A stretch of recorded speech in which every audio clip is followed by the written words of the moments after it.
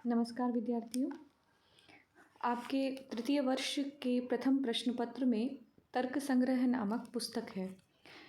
जो यह तर्क संग्रह नामक पुस्तक है वह दर्शन का ग्रंथ है और न्याय वैशेषिक का प्रकरण ग्रंथ माना जाता है। हम तर्क संग्रह का अध्ययन तो बाद में करेंगे, लेकिन दर्शन आपके लिए एक नया विषय है। तो हम पहले भारतीय दर्शन क्या है, दर्शन शब्द का अर्थ क्या होता है, भारतीय दर्शन में कौन कौन से दर्शन सम्मिलित किए गए हैं, उनके नाम क्या है, उनकी सामान्य विषय वस्तु क्या है, उनका अर्थ क्या है, सामान्य बहुत अति संक्षिप्त परिचय, संक्षिप्त भी नहीं कहूँगी मैं इसे, अति संक्षिप्त परिचय कहूँगी, तो वह हम पहले जान लेते हैं। उसके बाद फिर हम तर्क संग्रह पढ़ना प्रारंभ करेंगे। तो भारतीय दर्शनों में इस वाले वीडियो में हम सिर्फ भारतीय दर्शनों में भी 3 आस्तिक दर्शन के बारे में ही जान पाएंगे। शेष की चर्चा हम अगले में करेंगे। तो सबसे पहले समझते हैं दर्शन शब्द का अर्थ क्या होता है। दृश्य धातु से ल्युट प्रत्यय करने पर दर्शन शब्द बनता है। ल्युट में से भी टकार और लकार की संज्ञा हो जाती है और यू के स्थान पर यू और नाकऊ से अन आदेश हो जाता है, तो शब्द बनता है दर्शन। यहाँ पे री के स्थान पर भी अर आदेश हो जाता है उरण रपर से। और इसका जो व्युत्पत्ति लभ्य अर्थ है वो दृश्यते ज्ञायते वस्तुतत्वम अनेनिति दर्शनम। जो जिसके द्वारा देखा जाए अथवा जाना जाए ऐसा वो वस्तु तत्व वह दर्शन कहलाता है। तो यहाँ पर ये जो लुट प्रत्यय हुआ है वो साधन और करण अर्थ में हुआ है, यानी वह शास्त्र वह ज्ञान जिसके द्वारा हम वास्तविक तत्व को, वस्तु तत्व अर्थात वास्तविक तत्व को हम जिससे जाने, वह कहलाता है दर्शन शास्त्र। जीवन, ईश्वर, जीव, जगत, सृष्टि इत्यादि जो चिंतन होता है या चिंतन जिसमें किया जाता है वह कहलाता है दर्शन शास्त्र। वेद के हम 4 भाग करते हैं, संहिता, ब्राह्मण, आरण्यक और उपनिषद। तो यह कहते हैं इनको दर्शन के उत्स अर्थात मूल कहा गया है। सामान्यतः कहते हैं कि उपनिषद के अंदर ही दर्शन का भाग अधिक है, लेकिन ऐसा नहीं है। उपनिषदों में तात्विक चिंतन दृष्टि यद्यपि अलग पाई जाती है, लेकिन संहिता, ब्राह्मण, आरण्यक और उपनिषद इन चारों में भी तात्विक चिंतन दृष्टि अथवा दार्शनिक दृष्टि पाई जाती है। यही सबके मूल हैं। अब वेदों को अनुसरण करने के हिसाब से भारतीय दर्शनों को 2 भागों में बांटा गया है। पहले आस्तिक दर्शन कहलाते हैं और दूसरे प्रकार के हैं नास्तिक दर्शन। हम आस्तिक और नास्तिक की जो परिभाषा सामान्यतया करते हैं वे करते हैं कि आस्तिक दर्शन आस्तिक हम उसे कहते हैं जो ईश्वर में आस्था रखता है और नास्तिक वो जो ईश्वर में आस्था नहीं रखता है। लेकिन जो दर्शन का विभाजन किया गया है आस्तिक और नास्तिक दर्शन, वहाँ पर वेदों का अनुसरण करने के हिसाब से किया गया है कि जो वेदों का अनुसरण करता है, वेदानुसारिणः दर्शनानि आस्तिक दर्शनानि ये वेदनिंदकाः तानि दर्शनानि नास्तिक दर्शनानि। तो जो वेद के निंदक है अर्थात वेद की बुराई करते हैं अथवा प्रमाण स्वरूप में वेदों की पंक्तियों को उद्धृत नहीं करते हैं, वे नास्तिक दर्शन कहलाते हैं। गिनती करते हैं इनकी, तो आस्तिक दर्शन संख्या में 6 हैं। सबसे पहला है सांख्य दर्शन, जो कपिल मुनि का दर्शन है। सांख्य सूत्र नामक ग्रंथ इन्होंने लिखा है। योग दर्शन, आप बहुत अधिक परिचित हैं इस दर्शन से, पतंजलि का लिखा हुआ है और योग सूत्र नामक सूत्र लिखा है इन्होंने। न्याय दर्शन, न्याय सूत्र गौतम ऋषि का लिखा हुआ है। वैशेषिक सूत्र कणाद मुनि का। मीमांसा सूत्र जैमिनी का और वेदांत दर्शन बादरायण का। इसमें आप सांख्य, योग से और वेदांत से तो परिचित होंगे ही। तो वेद निंदको नास्तिकः अर्थात वेद को प्रमाण नहीं मानने वाले नास्तिक दर्शन कहलाते हैं।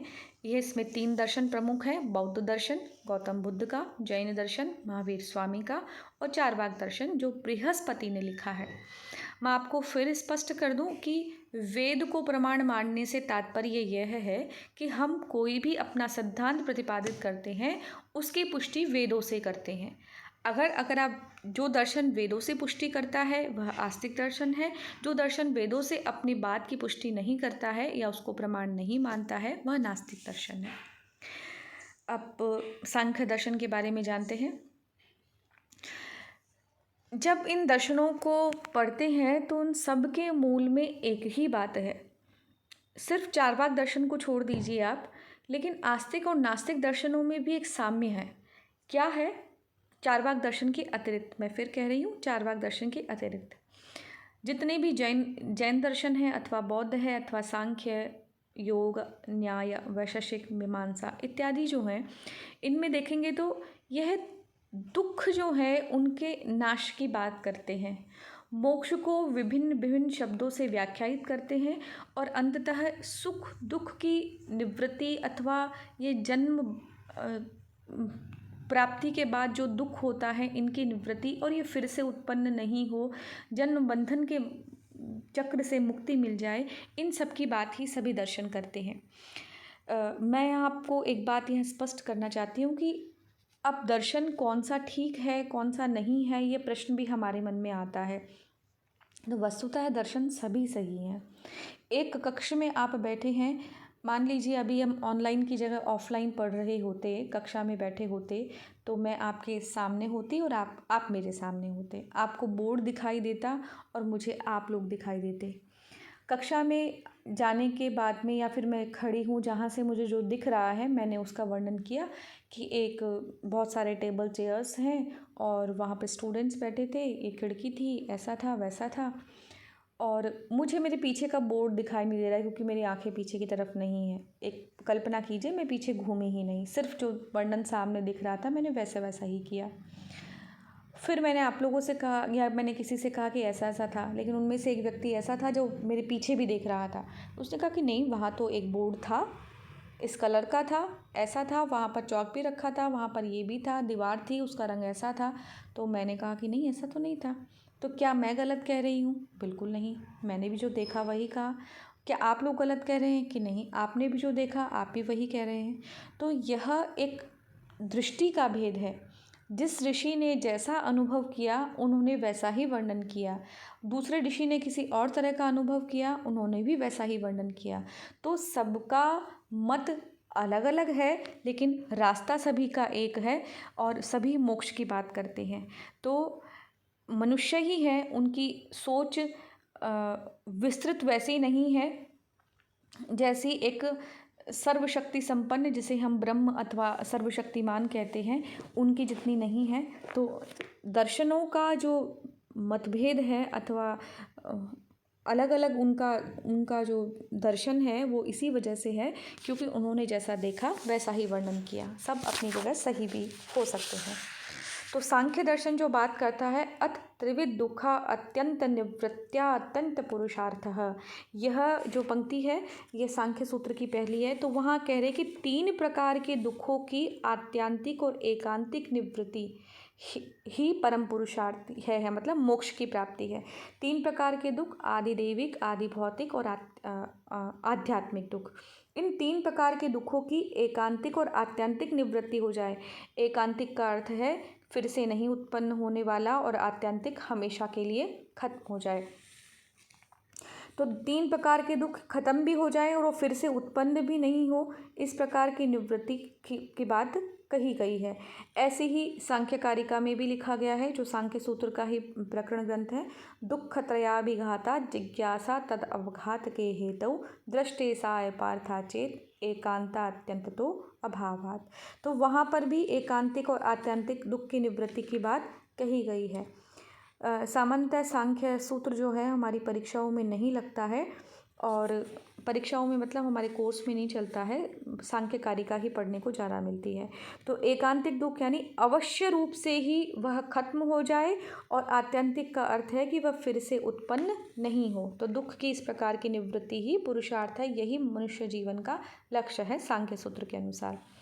सांख्य ये दुखों की निवृत्ति कैसे होगी? तो सांख्य सूत्र के अनुसार 25 तत्व जो सृष्टि में निहित हैं उनका तात्विक ज्ञान करने से, वास्तविक ज्ञान करने से ही सांख्य दर्शन के अनुसार दुखों से निवृत्ति होगी।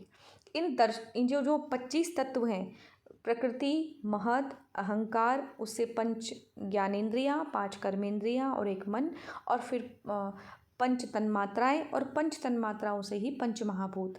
तो ये जो 25 तत्व हैं इनका तात्विक ज्ञान करने से ही दुखों से निवृत्ति मिलती है।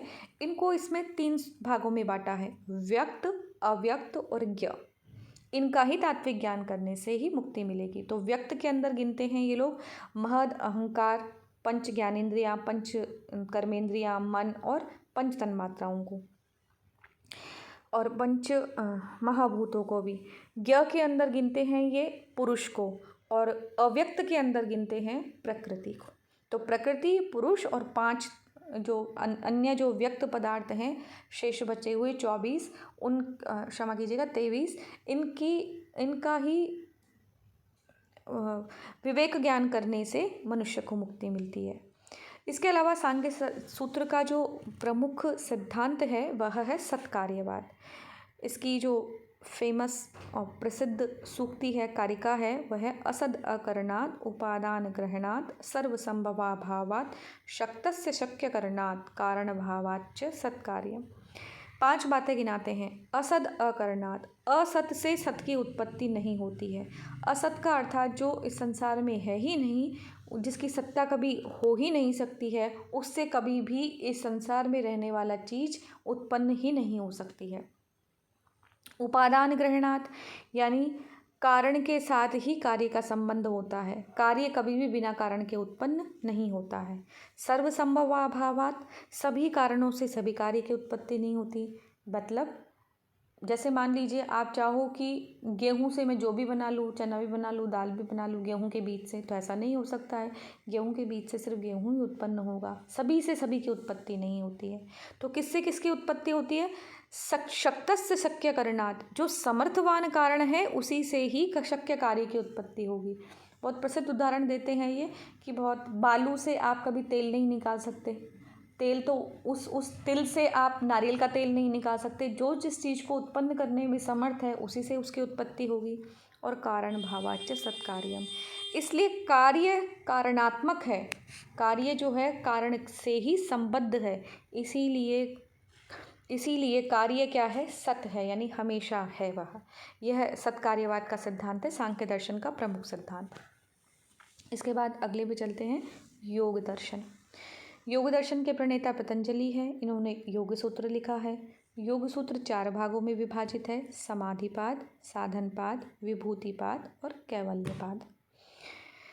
योग दर्शन पर जो सबसे प्राचीन भाष्य लिखा गया है उसका नाम है व्यास का भाष्य। परीक्षाओं में आपके जो पाठ्यक्रमों में पुस्तकें लगती हैं उसमें भी व्यास भाष्य ही प्रचलित है। योग को कहा जाता है सेश्वर सांख्य, यानी ईश्वर सहित सांख्य। ऐसा क्यों कहा जाता है? क्योंकि सांख्य के 25 तत्वों को तो यह स्वीकार करता ही है, साथ में ईश्वर तत्व को भी स्वीकार करता है। और परिभाषा देता है, क्लेश कर्म विपाक आश्रयी अपरामृष्टः पुरुष विशेषः ईश्वरः, यानी क्लेश कर्म विपाक आश्रय यानी संस्कार इत्यादि से जो अपरामृष्ट यानी उनसे युक्त नहीं है वह ईश्वर है। तो प्रकृति और पुरुष से भी ऊपर ये ईश्वर को रखता है। कौन? सांख्य दर्शन, क्षमा कीजिएगा योग दर्शन। इसीलिए इसको सईश्वर सांख्य कहा जाता है, यानी सांख्य के 25 तत्व और ईश्वर सहित उसको क्या कहा जाएगा? सांख्य। तो ऐसा सांख्य क्या कहलाएगा? योग दर्शन। अब बात आती है कि देखिए सांख्य दर्शन तो ईश्वर को नहीं मानता है, लेकिन फिर भी आस्तिक दर्शन है। तो वहाँ ये बात स्पष्ट हो जाती है कि जो आस्तिकता और नास्तिकता है वो वेदों को प्रमाण मानने से, ईश्वर को मानने से नहीं है। अब योग का क्या लक्षण करते हैं? योगश्चित्तवृत्ति निरोधः। योग क्या कहलाता है? चित्त वृत्तियों का निरोध। अब यहाँ पर हम एक बात स्पष्ट कर देते हैं आपको कि योग का जो वास्तविक अर्थ है वो यहाँ पर है, योग का अर्थ है समाधि से, ना कि योग का अर्थ समाधि से लिया गया है। युज धातु से घय प्रत्यय करने पर शब्द बनता है योग, और योग का अर्थ यहाँ पर समाधि से, योगः समाधि बाद में कहते भी हैं ये, लेकिन यहाँ हम समाधि और योग में एक जो विशिष्ट अंतर है उसको भी जान लेते हैं। क्योंकि देखिए योग शब्द का अर्थ वैसे सामान्यतः जुड़ना ही होता है, लेकिन चित्त वृत्तियों का निरोध कहा गया है। तो चित्त की जो वृत्ति है वो जब समाप्त हो जाती है तब ही योग होगा। योग और समाधि में क्या अंतर है? समाधि शब्द योग से ज़्यादा व्यापक है। हम योग की जितनी भी भूमियाँ होती हैं, चित्त विक्षिप्त, क्षमा कीजिएगा, क्षिप्त विक्षिप्त मूढ़ चित्त एकाग्र, क्षिप्त विक्षिप्त मूढ़ विक्षिप्त एकाग्र और निरुद्ध, ये चित्त की भूमियाँ होती हैं। तो इन चित्त की भूमियों में समाधि तो सब में रहती है, समाधि की अवस्था सब में रहती है, लेकिन योग जो है वो एकाग्र और निरुद्ध इन दो भूमियों में ही रहता है, सब में योग नहीं रहता है। तो समाधि थोड़ा व्यापक शब्द है। योग को समाधि कहा तो गया है, लेकिन समाधि व्यापक है, सभी में रहता है वो। यानी चित्त की जितनी भी भूमियाँ हैं, जो देखो चित्त वृत्तियों का निरोध ही योग कहा गया है। तो चित्त वृत्तियाँ कौन सी? क्षिप्त मूढ़ विक्षिप्त एकाग्र और निरुद्ध, ये 5 चित्त की जो भूमियाँ हैं, इन सभी में समाधि तो सब में रहती है। यानी आप समाधि लगाओगे तो चित्त की एक एक भूमि का निराकरण होता रहेगा, लेकिन एकाग्र और निरुद्ध में ही योग विद्यमान रहता है। इस बात को आप ऐसे समझ सकते हैं कि सभी मनुष्य क्या हैं? जीव हैं। यानी जीव तो सबके अंदर होता है, लेकिन जितने भी जीव हैं वो सब मनुष्य नहीं हैं। इसलिए समाधि तो सब में रहती है, लेकिन योग केवल 2 ही भूमियों में रहता है, एकाग्र में और निरुद्ध में। यही चित्त वृत्तियों का निरोध है। यानी इन क्षिप्त मूढ़ विक्षिप्त इन 3 चित्त की भूमियों का, फिर एकाग्र और निरुद्ध, इन सारी चित्त भूमियों का जब निरोध हो जाता है, समाप्त हो जाती हैं, एकाग्रता जब रह जाती है मात्र, तो तब क्या होगा? तभी वास्तविक योग कहलाता है। यह योगस् चित्त वृत्ति निरोध का अर्थ है। वैसे जो याज्ञवल्क्य स्मृति है उसके अनुसार योग के जो प्रथम वक्ता हैं वो हिरण्यगर्भ है, ना कि पतंजलि है।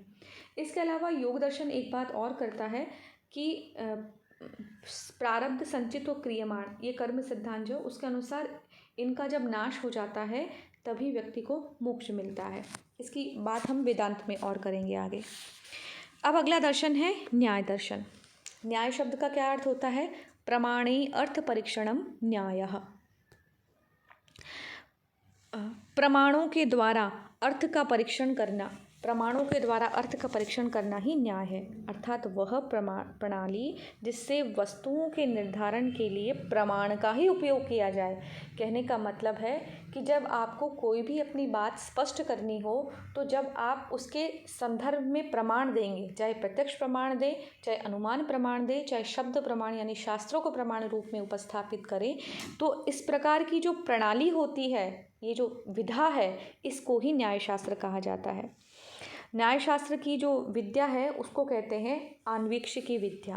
प्रदीपः सर्वविद्यानाम् उपायः सर्वकर्मणाम् आश्रयः सर्वधर्माणां सेयम् आन्वीक्षिकी मता। यानी आन्वीक्षिक का मतलब होता है प्रत्यक्ष दृष्ट अथवा प्रत्यक्ष श्रुत अथवा शास्त्र के द्वारा श्रुत। जब विषयों का हम तात्विक स्वरूप अवगत कराते हैं प्रत्यक्ष प्रमाण के द्वारा अथवा शास्त्रों का प्रमाण देने के द्वारा, तो इस प्रकार तात्विक ज्ञान कराने वाली जो विद्या होती है वही आन्वीक्षिकी विद्या कहलाती है। इस शास्त्र का प्रयोजन भी क्या है? निश्रेयस। निश्रेयस का अर्थ ही क्या है? यहाँ पर मोक्ष है, अपवर्ग है और निश्रेयस है।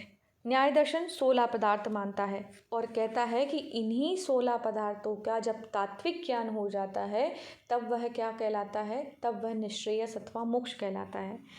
तर्क भाषा में लिखा हुआ है सूत्र प्रमाण प्रमेय संशय, क्षमा कीजिएगा, तर्क भाषा में नहीं, न्याय सूत्र में ही है। प्रमाण प्रमेय संशय प्रयोजन दृष्टांत सिद्धांत अवयव तर्क निर्णय वाद जल्प वितंडा हेत्वाभास छल जाति निग्रह स्थान, इनके 16 पदार्थों के तत्व ज्ञान से ही निश्रेयस अर्थात मोक्ष की प्राप्ति होती है। इसके अलावा सांख्य सूत्र में एक और सूत्र है, दूसरा नंबर का ही, दुख जन्म प्रवृत्ति दोष मिथ्या ज्ञानानाम उत्तरोत्तरापाये तदंतरा भावात अपवर्गः। यानी दुख का, जन्म की प्रवृत्ति का, दोष का, मिथ्या ज्ञान का, जब धीरे धीरे इनका एक के बाद एक का नाश होता जाता है, तो अंत में जब सभी का अभाव हो जाता है तभी क्या होता है? अपवर्ग मिलता है।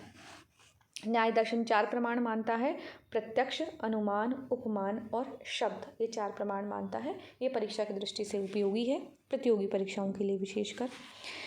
मैंने सोचा था हम वैशेषिक दर्शन भी पढ़ेंगे, चूँकि वीडियो लंबा हो जाएगा, इसलिए हम अगले वीडियो में वैशेषिक दर्शन, वेदांत, मीमांसा और जो शेष बचे हुए नास्तिक दर्शन हैं उनके बारे में चर्चा करेंगे। आज की वीडियो में इतना ही। धन्यवाद।